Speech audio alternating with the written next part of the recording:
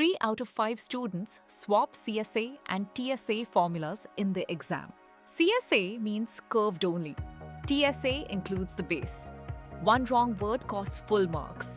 Cylinder, radius 7, height 10. Curved surface area? 440B, 616C, 308D, 1232. Trap, using 2PR times R plus H for total SA instead of just 2PRH for curved. CSA equals 2PRH equals 2 times 22 over 7 times 10 भागों 440 square units. Now a cone. Different formula. This is where the confusion doubles. Cone, radius 3, slant height 5.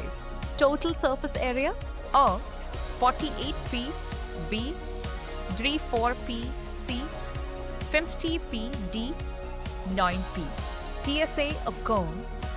PR times R plus L, P times 3 times 8, 24P. Both questions test whether you include the base. Cylinder, CSA, no base. Cone, TSA, include base. Rule, cone, CSA. Saw, PRL, cone, TSA, PR times R plus L. Cylinder, CSA equals 2 people.